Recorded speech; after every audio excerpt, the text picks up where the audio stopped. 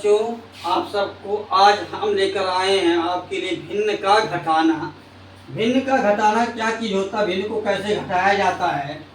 तो सबसे पहले देखते हैं जिनका हर समान हो। जब हर समान हो तो उनको कैसे घटाते हैं। देखिए जब हर समान हो, सबका हर कितना रखा है 7, तो नीचे हम लिखेंगे 7 और 3 माइनस 1 बराबर क्या होता है 2/7।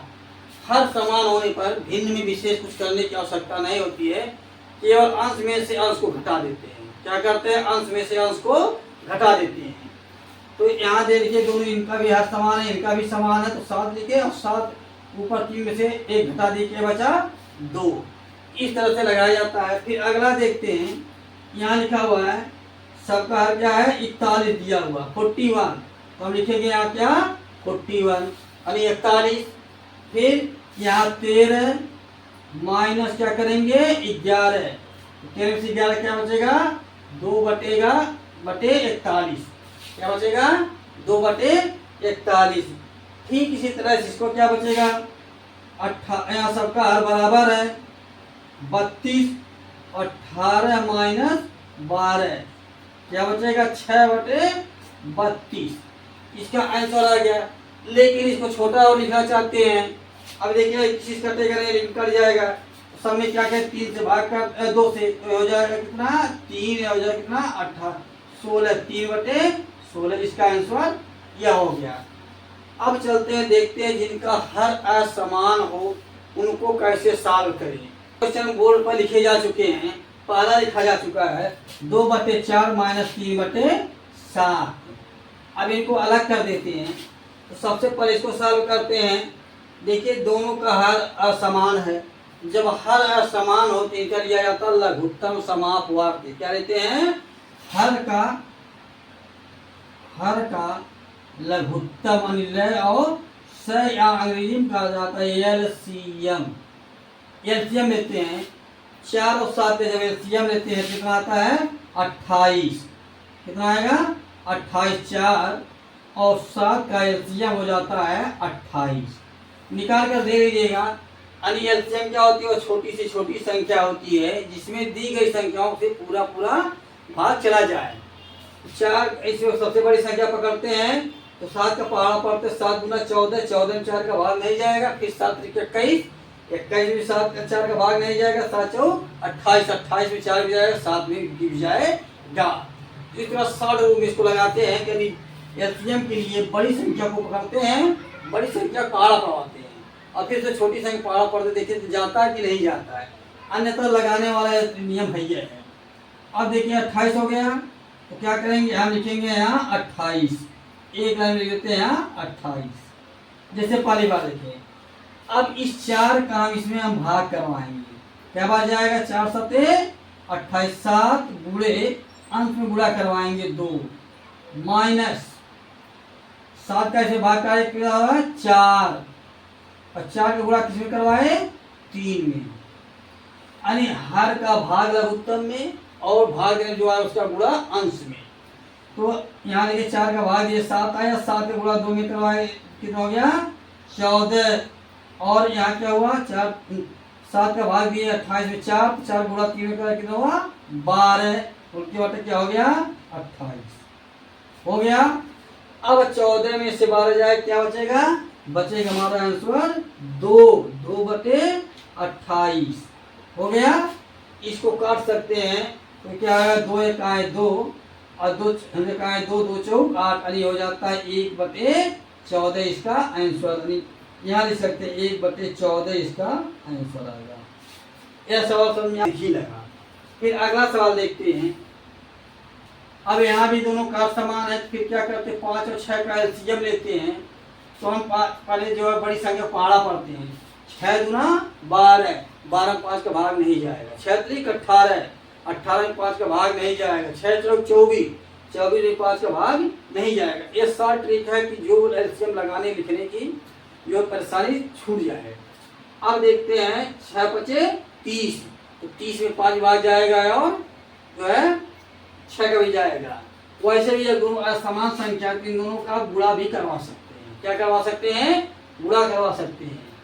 या इसका गुणा इसमें कर सकते हैं, इसमें का गुणा इसमें करके फिर इन दोनों गुणा करके भी लिख सकते हैं।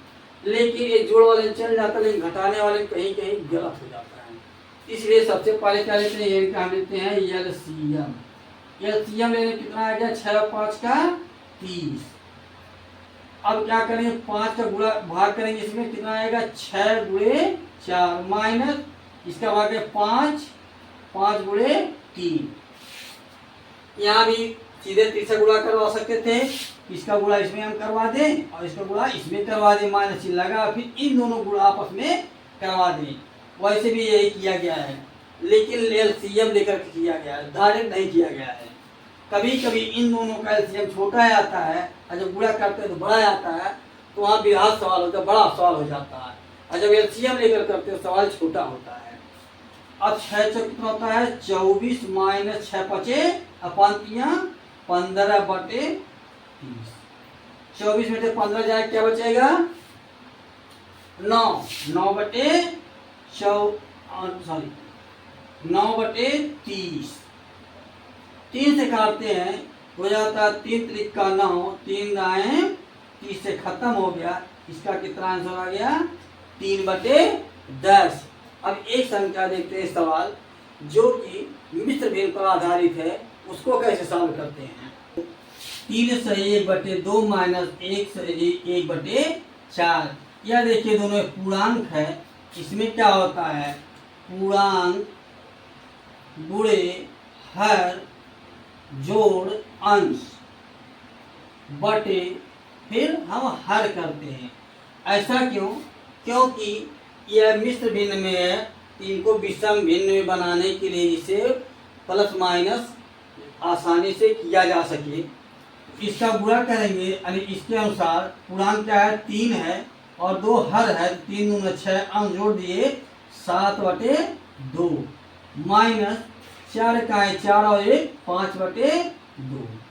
अब वही नियम आ गया एलसीएम लेने वाला। अंश और हर का एलसीएम जब लेते हैं 4 है, क्या करेंगे, एलसीएम जब लेंगे एलसीएम इनका आ जाएगा 4। कितना आएगा एलसीएम, 4।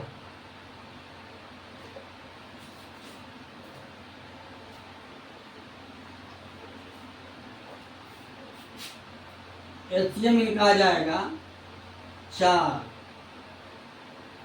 अब देखिए 4 आ गया, पेन नहीं चला, एलसीएम इनका आया 4। अब 2 का भाग करते 2 में 4 में आता है 2 गुणे 7 माइनस 4 का भाग करते 1 आया 1 गुणे 5। अब ये आगे बढ़ जाते हैं, 7 गुना हो जाता है 14 और 1 बचे 5/4 हो गया।